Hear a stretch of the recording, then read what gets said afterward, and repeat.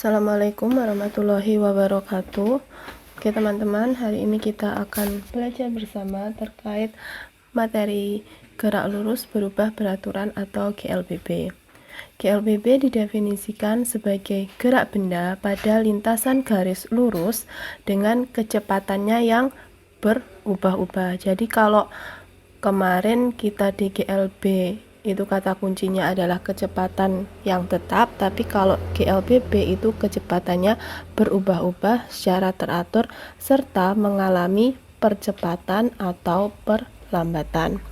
Nah, di sini ada dua bentuk grafik yang ada di GLBB. Yang pertama yaitu di GLBB dipercepat. Jadi yang awalnya dia mempunyai kecepatan dari 0 meter per sekon, dia seiring dengan berjalannya waktu, lama-kelamaan dia kecepatannya akan semakin bertambah. Sedangkan untuk GLBB diperlambat, yang awalnya dia V0 mempunyai kecepatan yang tinggi, lama-kelamaan seiring berjalannya waktu dia akan mempunyai kecepatan yang semakin menurun.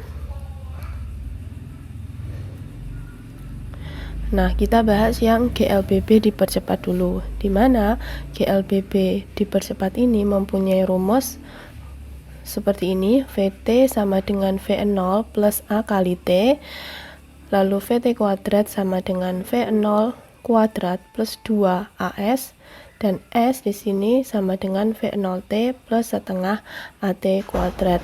Jadi misal kalau di contoh soal itu ada sebuah mobil bergerak dengan kecepatan awal sekian, lalu dia mengalami pertambahan kecepatan atau bisa disebut dia mengalami percepatan. Nah, lalu untuk yang GLBB diperlambat, untuk rumusnya secara matematis sebenarnya sama dengan GLBB dipercepat, hanya perbedaannya adalah kalau dipercepat kita menggunakan tanda positif di sini, kalau diperlambat dia negatif, karena dia kalau diperlambat dia kecepatannya semakin menurun. Jadi perbedaannya hanya di tanda plus minus di sini. Untuk rumusnya lainnya itu adalah sama. Nah, di mana VT di sini adalah kecepatan akhir atau kecepatan pada waktu tersebut. Untuk V0 adalah kecepatan awal, satuannya meter per sekon. Nah, untuk percepatan atau perlambatan itu satuannya meter per sekon kuadrat, di mana percepatan atau perlambatan ini dicari dengan rumus delta V atau perubahan kecepatan per waktu yang dibutuhkan untuk mencapai perubahan kecepatan tersebut. Lalu untuk S di sini adalah jarak yang ditempuh, satuannya meter, sedangkan T adalah selang waktu, di mana satuannya adalah sekon. Jadi ini merupakan satuan baku yang digunakan. Jadi kalau nanti ada di beberapa soal ditemui satuannya yang tidak sama, misal ini jaraknya nanti ditemui kilometer, maka harus diubah dulu ke bentuk meter, atau selang waktunya dalam bentuk menit misal, maka harus diubah dulu ke dalam bentuk detik atau sekon, seperti itu. Nah, kita coba contoh soal yang pertama. Percepatan yang dialami benda yang awalnya diam. Awalnya diam artinya dia V0 sama dengan 0 meter per sekon. Kemudian dalam waktu 4 sekon, jadi ini yang diketahui adalah T-nya 4 sekon, dapat menempuh jarak 80 meter. Jadi di sini adalah S-nya 80 meter. Yang ditanya adalah percepatannya. Nah, di sini kita yang diketahui ada S, ada V0, ada T. Jadi kita menggunakan rumus yang ketiga, yaitu rumus S sama dengan V0 kali T plus setengah AT kuadrat. Sini. Jadi kenapa kok kita menggunakan tanda plus ini tadi? Karena dia yang ditanya adalah percepatannya. Jadi kita langsung masukkan ke rumusnya, yaitu 80 sama dengan V0-nya 0 kali T-nya adalah 4 plus setengah A-nya yang ditanya dikali T kuadrat, yaitu 4 kuadrat. Nah, kita hitung ini tetap 80, 0. Lalu di sini kita 4 kuadrat itu adalah 16. 16 kita bagi 2 di sini jadi 8. Jadi di sini adalah 8A. Maka didapatkan 80 sama dengan 8A. Maka A sama dengan 80 per 8 sama dengan 10 meter per sekon kuadrat. Jadi diperoleh percepatannya adalah 10 meter per sekon kuadrat. Oke, kita lanjut contoh soal yang kedua. Sebuah benda bergerak dengan kecepatan awal 5 meter per sekon. Jadi ini V0 sama dengan 5 meter per sekon dan dipercepat dengan percepatan sebesar 4 meter per sekon kuadrat. Jadi ini A adalah 4 meter per sekon kuadrat. Nah, karena ini percepatan, maka nanti rumusnya pakai yang tanda positif. Lalu tentukan kecepatan dan jarak yang ditempuh setelah 5 sekon. Jadi ini T sebesar 5 sekon, yang ditanya kecepatan pada saat 5 sekon, jadi VT-nya. Lalu ini yang ditanya S. Nah, kita mulai mencari yang VT. Nah, karena ini yang diketahui V0, A, dan T, maka kita bisa memakai rumus yang pertama, yaitu VT sama dengan V0 plus A kali T. V0 5, percepatannya adalah 4, kali T-nya adalah 5. Maka hasil yang didapatkan kecepatannya pada saat 5 sekon adalah 25 meter per sekon. Lalu yang kedua kita mencari jaraknya.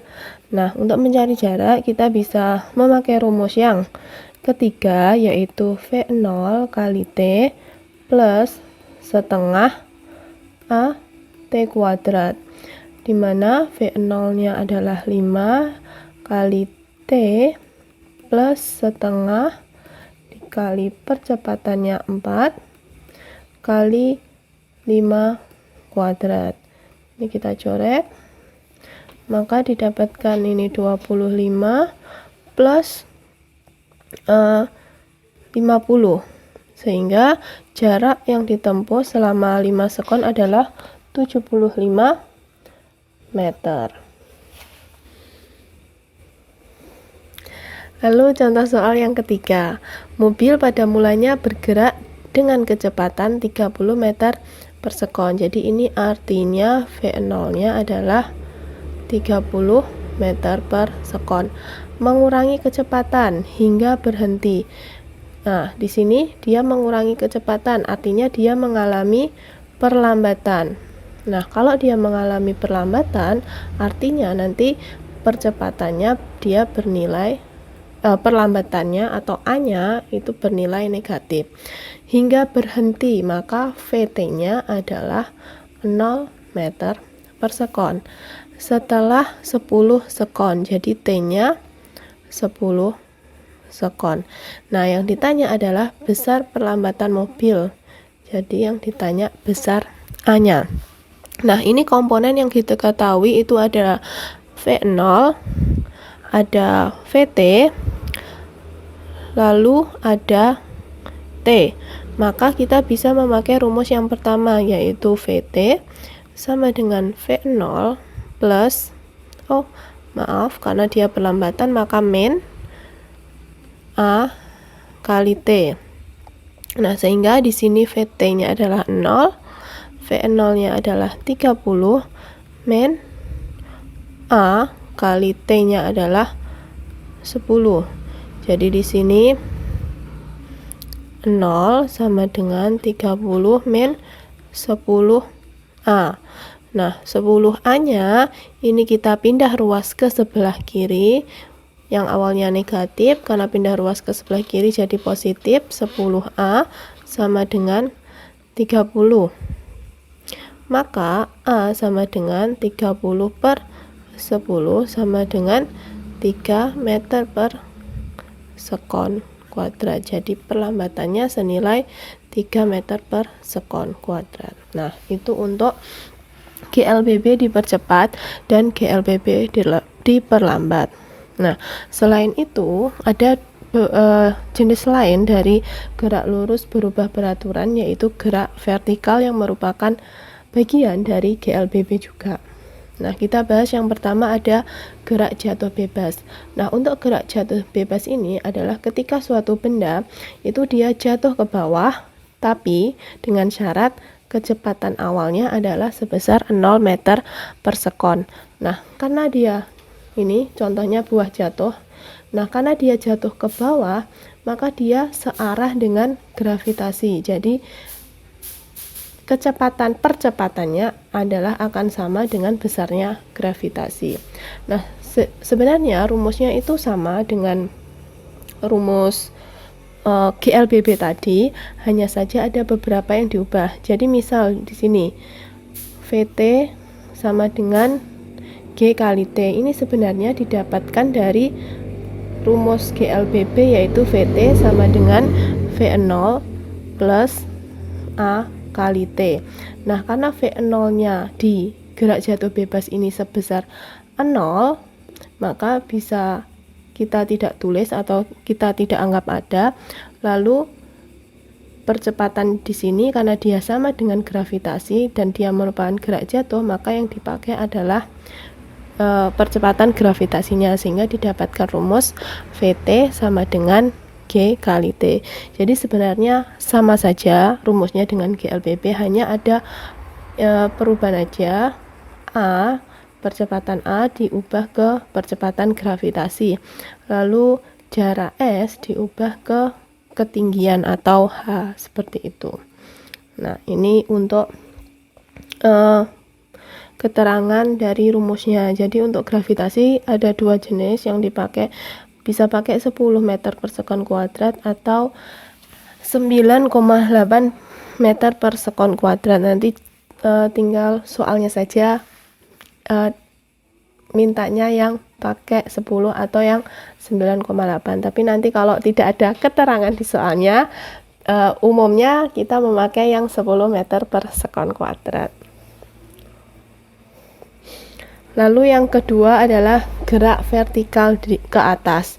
Nah, jadi di sini ada suatu benda dari bawah dia dilempar ke atas secara vertikal. Yang artinya ketika dia dilempar ke atas secara vertikal, dia mempunyai kecepatan awal. Nah, seperti yang kita tahu, arah gravitasi bumi itu kan ke bawah ya. Nah, sedangkan benda yang dilempar itu nanti arahnya adalah ke atas. Jadi dia arah lemparan bendanya dia akan berlawanan dengan arah gravitasi, sehingga dapat dikatakan percepatan gravitasinya nanti bernilai negatif. Nah, persamaannya sama dengan GLBB, hanya saja tadi untuk S diubah ke ketinggian H, lalu untuk percepatan diubah ke gravitasi. Nah, karena di sini tadi dia arah lemparannya itu ke atas sehingga melawan gravitasi, maka di sini tandanya adalah negatif. Jadi di sini tandanya negatif, seperti itu. Nah, ini untuk keterangan dari rumusnya. Ada VT, ada H ketinggian, ada V0 kecepatan awal, T waktu. Nah, yang ketiga ada gerak vertikal ke bawah. Nah, ini juga sama secara matematis dengan gerak vertikal ke atas, hanya saja di sini tandanya dia positif. Kenapa kok positif? Karena dia arah jatuhnya ke bawah, sehingga dia searah dengan gravitasi bumi.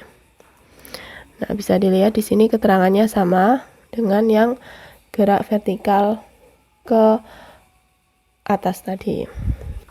Nah, kita masuk contoh soal yang pertama, yaitu seorang siswa menjatuhkan benda dari gedung bertingkat tanpa kecepatan awal, yang artinya V0 sama dengan 0 meter per sekon. Nah, karena dia tanpa kecepatan awal, maka masuk ke macam gerak vertikal, yaitu gerak jatuh bebas. Nah, seorang temannya mengukur waktu benda sampai jatuh ke tanah. Hasilnya adalah 2 sekon. Jadi T sebesar 2 sekon. Jika percepatan gravitasinya adalah 9,8 meter per sekon kuadrat, tentukanlah tinggi gedung itu. Jadi yang ditanya adalah ketinggian dari gedung tersebut. Nah, karena dia gerak jatuh bebas dan yang diketahui adalah G dan T-nya, maka kita langsung saja menggunakan rumus yang ketiga, yaitu di mana H sama dengan setengah G kali T kuadrat. Jadi di sini setengah kali 9,8 kali 2 kuadrat. Jadi di sini 2 kuadrat, di sini nanti hasilnya 4. Jadi kita langsung coret, di sini ada 2, maka tinggal 9,8 dikali 2, hasilnya adalah 19,6 meter. Lalu contoh soal yang kedua, yaitu sebuah batu dilemparkan ke dalam sumur dengan kecepatan awal 6 meter per sekon. Jadi V0-nya adalah 6 meter per sekon. Bila batu mengenai dasar setelah 3 sekon, jadi T-nya 3 sekon, maka hitunglah kecepatan benda saat mengenai dasar sumur. Yang ditanya adalah VT-nya, lalu kedalaman sumur H. Jadi kalau kita umpamakan, ini gambar ya, ilustrasikan. Di sini ada sumur. Ada sebuah batu dilemparkan ke dasar, maka dia termasuk gerak vertikal ke bawah. Karena apa? Karena dia mempunyai kecepatan awal. Nah, kalau kita cari VT-nya, di sini yang diketahui ada T dan ada V0. Untuk gravitasinya tidak diketahui, maka kita pakai G 10 meter per sekon kuadrat saja. Jadi di sini nanti kita pakai rumus yang pertama untuk mencari VT, yaitu V0 plus A kali T. V0-nya ada 6, percepatannya adalah, ini G ya, 10, T-nya 3, maka 6 ditambah 30 sama dengan 36 meter per sekon. Itu untuk VT. Lalu kita mencari ketinggian sumurnya, kedalaman atau H dari sumurnya. Nah, kita bisa memakai rumus yang ketiga, di mana H sama dengan V0 kali T plus setengah kali G T kuadrat. V0-nya 6 kali T 3 plus setengah kali 10 kali 3 kuadrat. Kita coret ya. 6 kali 3 18 ditambah dengan 45, maka didapatkan hasil 63 meter. Jadi kedalaman sumurnya adalah 63 meter. Lalu contoh soal yang ketiga, sebuah peluru ditembakkan vertikal ke atas dengan kecepatan awal 200 meter per sekon. Bila gravitasinya adalah 10 meter per sekon kuadrat, hitunglah ketinggian maksimum yang dicapai peluru. Jadi misal ada sebuah peluru ditembakkan ke atas sampai dia mencapai ketinggian maksimum, yang artinya ketika dia mencapai ketinggian maksimum dapat dikatakan kalau setelah mencapai puncaknya dia akan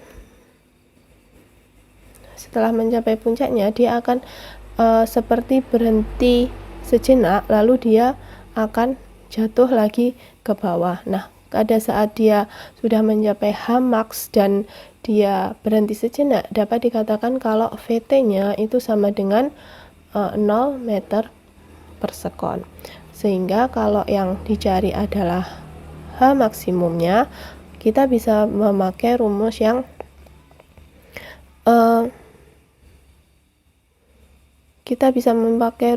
yang kedua, yaitu Vt kuadrat sama dengan V0 kuadrat. Karena dia vertikal ke atas berlawanan dengan arah gravitasi, maka nilai gravitasinya adalah negatif, sehingga di sini min 2 kali G kali H.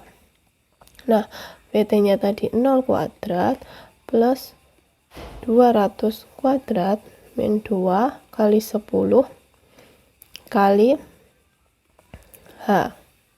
Ini 0. Ini kita peroleh 40.000 min 20H. Maka di sini min 20H kita pindah ke ruas kiri jadi positif, yaitu 20H sama dengan 40.000. Maka H sama dengan 40.000 per 20, didapatkan nilai 2000 meter. Jadi ketinggian maksimum peluru yang dicapai adalah 2000 meter. Oke, sekian yang dapat saya sampaikan terkait materi gerak lurus berubah peraturan. Semoga bermanfaat. Terima kasih. Wassalamualaikum warahmatullahi wabarakatuh.